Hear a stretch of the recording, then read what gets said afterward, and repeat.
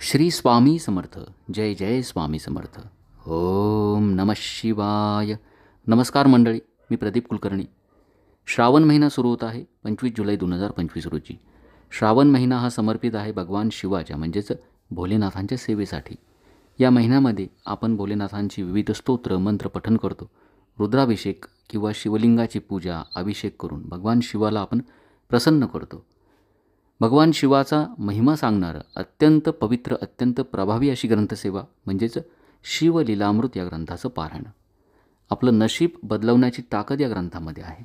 आपल्यापैकी बरेच जण शिवलीलामृत ग्रंथाचं पारायण करणार असाल श्रावण महिन्यामध्ये, परंतु ज्यांना पारायण शक्य नाही अशांनी काय करावं तर शिवलीलामृत ग्रंथातील जो 11वा अध्याय आहे या अध्यायाचं श्रावण महिन्यात रोज पठण श्रवण जर आपण केलं तर आपल्याला संपूर्ण पारायण केल्याचं पुण्यफळ मिळतं. या अध्यायाच्या संकल्पयुक्त किंवा संकल्प न करता केलेल्या पठणानं किंवा श्रवणानं देखील आपली कुठलीही मनोकामना असेल ती पूर्ण होईल. श्रावण महिन्यात शिवलीलामृत 11व्या अध्यायाचं पठण श्रवण कसं करायचं, अनुष्ठान कसं करायचं, संकल्प पूजा मांडणी कशी करायची, त्याचं उद्यापन कसं करायचं, हीच माहिती आपण आजच्या व्हिडिओत बघणार आहोत. चॅनलवर आपण जर नवीन असाल चॅनल सबस्क्राईब करा, बेल आयकॉन दाबायला विसरू नका. माहिती आवडली लाईक करा, चॅनल सबस्क्राईब करा. शिवलीलामृत ग्रंथाचं पारायण ही भगवान शिवाची अत्यंत प्रभावी सेवा मानली जाते आणि त्यातल्या त्यात श्रावण महिन्यामध्ये शिवतत्व हजारोच्या पटीनं जागृत झालेलं असतं. आपल्या सर्वांना माहिती आहे की विष्णू भगवान चातुर्मासामध्ये योग निद्रेत जातात. त्यावेळेला या विश्वाचा कारभार भगवान शिव चालवतात. त्यामुळंच श्रावण महिन्यामध्ये ज्या वेळेला शिवतत्व अत्यंत जागरूक असतं अशा वेळेला भगवान शिवाची आपण आराधना उपासना अवश्य करावी. शिवलीलामृत ग्रंथाचं पारायण ज्यांना शक्य नाही त्यांनी काय करायचं, त्यांनी 11व्या अध्यायाचं पठण रोज करावं, नियमित करावं. या अध्यायाच्या पठणाचे फायदे काय आहेत? या अध्यायाचं पठण जर आपण केलं, रुद्राध्याय पठण केल्याचं पुण्यफळ आपल्याला मिळतं. एकादश कपिला गायींचं दान केल्याचं पुण्य आपल्याला मिळतं. या अध्यायाच्या पठणाचा जो महिमा आहे तो शिवलीलामृत ग्रंथामध्येच सांगितला आहे की जो हा अध्याय मनोभावे पठण करेल किंवा श्रवण करेल त्याच्या घरामध्ये ग्रहपीडा कधीच राहणार नाही, वास्तुदोष राहणार नाही, भूतबाधा, पिशाचबाधा, एखादा रोग किंवा आरोग्य समस्या त्याच्या जीवनामध्ये या समस्या कधीच येणार नाहीत. कारण प्रत्यक्ष भगवान शिवाचा आशीर्वाद त्या भक्ताला प्राप्त होत असतो. ज्या घरामध्ये या शिवलीलामृत ग्रंथाच्या 11व्या अध्यायाचं पठण होत असतं, श्रवण होत असतं, त्या घरामध्ये नेहमी सकारात्मक ऊर्जा असते. आरोग्य नांदतं, शत्रुपीडा किंवा ज्या बाहेरच्या बाधा असतात, वाईट नजर असते, भूतबाधा, पिशाचबाधा, अपघात, अकस्मात मृत्यू, गंडांतर योग या गोष्टींपासून देखील भगवान शिव त्याच्या कुटुंबाचं रक्षण करतात. संकल्प करून आपण आपली मनोकामना भगवान शिवाला सांगायची, विनंती करायची की मी 11व्या अध्यायाचं पठण करणार आहे, माझ्याकडून ही सेवा करून घ्या. आपली कुठलीही मनोकामना असू द्या, आपले प्रयत्न आपण करायचे आणि भगवान शिवावरती सोडून द्यायचं. 11व्या अध्यायाचं मनोभावे श्रावण महिन्यात नियमित पठण करायचं. आपली मनोकामना पूर्ण झाल्याशिवाय राहणार नाही. संकल्प न करता आपण 11व्या अध्यायाचं पठण किंवा श्रवण करू शकता का? अवश्य करू शकता. आपल्याला जेवढं जमेल श्रावण महिन्यामध्ये आपण या अध्यायाचं पठण करा. स्त्री किंवा पुरुष कोणीही ही सेवा करू शकतं.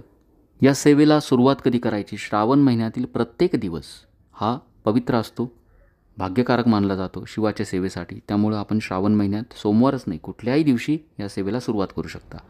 आपल्याला शक्य झालं 25 जुलै ज्या दिवशी श्रावण महिना सुरू होणार आहे त्याच दिवशी या सेवेला सुरुवात करा. संपूर्ण महिनाभर आपण 11व्या अध्यायाचं पठण करा. पूजा मांडणी कशी करायची? ज्या दिवशी आपल्याला सेवा सुरू करायची असेल त्या दिवशी सकाळी लवकर उठा, स्नान करायचं, देवघराजवळची जागा स्वच्छ करा, एखादा चौरंग मांडावा, त्यावरती चौरंग किंवा पाट घ्यावा, त्यावरती शुभ्र पांढरं वस्त्र अंथरावं. आपण स्वतः देखील शक्य झालं पांढरे वस्त्र घालावेत, नाही शक्य झालं नवीन कुठलंही वस्त्र घाला. आपल्या आईवडिलांचं दर्शन घ्या, देवाचं दर्शन घ्यावं, आपल्या कपाळाला भस्म लावून घ्या, दिव्याचं पूजन करायचं, शुद्ध तुपाचा दिवा लावायचा, दिव्याचं पूजन करा. आपल्या देवघरातील गणपती बाप्पाची मूर्ती तामनात घ्यायची, या मूर्तीला शुद्ध जलानं पंचामृतानं पुन्हा शुद्ध जलानं स्नान घाला. मूर्ती स्वच्छ पुसून चौरंगावरती स्थापित करायची, त्यांना गंधाक्षता फुलं व्हायची. मनोमन गणपती बाप्पाचं स्मरण करा. शिवलिंग असेल आपल्या देवघरात, शिवलिंगाला देखील तामनात घ्यावं, स्नान घालावं शुद्ध जलानं, दुधानं पंचामृतानं पुन्हा शुद्ध जलानं स्नान घाला.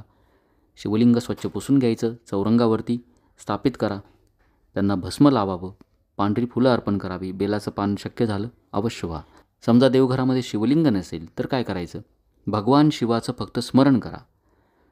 ओम नमः शिवाय हा जो मंत्र आहे, या मंत्राचं 108 वेळा मनोभावे पठण करायचं आणि 11व्या अध्यायाचं वाचन सुरू करायचं. जर आपल्याला संकल्प करून वाचन करायचं असेल, संकल्प करा. उजव्या हातामध्ये एक पळीभर पाणी घ्या, त्यामध्ये हळद, कुंकू, अक्षता, एखादं फूल घ्यायचं. मनोमन शिवाचं स्मरण करा. आपली एखादी मनोकामना असेल, ती मनोकामना भगवान शिवाला बोलून दाखवावी आणि ही मनोकामना पूर्ण होण्यासाठी हे कैलासनाथा मी 11व्या अध्यायाचं पठण करणार आहे, यथाशक्ती पठण करणार आहे. मग आपण जर रोज पठण करणार असाल तर यथाशक्ती मी रोज पठण करणार आहे असं म्हणायचं. माझ्याकडून ही सेवा करून घ्या आणि माझी मनोकामना पूर्ण करावी अशी विनंती करायची. हातातील पाणी तामणामध्ये सोडून द्या. अशा पद्धतीने संकल्प केल्यानंतर शिवलीलामृत अध्यायाची जी पोथी असते, समजा 11व्या अध्यायाची छोटी पोथी मिळते, ती जरी असेल आपल्याकडे, तिचं देखील पूजन करायचं. फुलं व्हायची आणि मनोमन शिवाचं स्मरण करून वाचनाला सुरुवात करायची.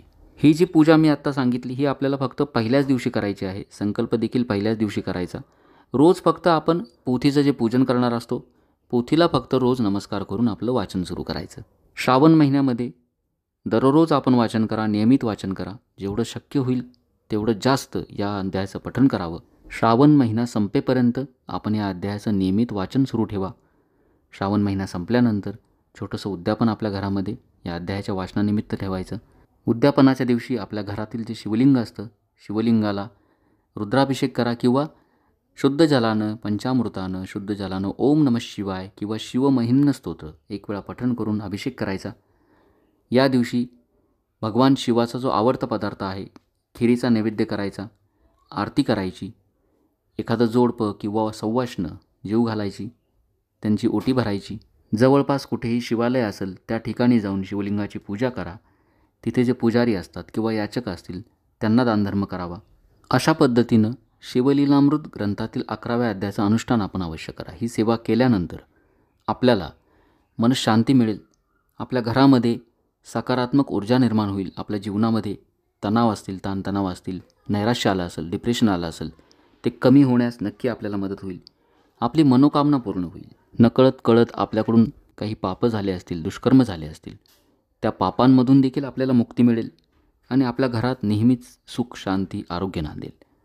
तर आपल्यापैकी ज्यांना ज्यांना शक्य होईल त्यांनी 11व्या अध्यायाचं हे जे अनुष्ठान आहे नियमित आपण वाचन अवश्य करावं. शिवलीलामृत ग्रंथातील 11व्या अध्यायाचं वाचन आपल्या चॅनलवर मी केलं आहे. ऐकून आपण सोबत पठण करू शकता. ही माहिती आपल्याला आवडली असेल जास्तीत जास्त शिवभक्तांपर्यंत पोहोचवा. चॅनल सबस्क्राईब करा. शंका असतील नक्की विचारा. श्री स्वामी समर्थ. जय जय स्वामी समर्थ. ओम नमः शिवाय.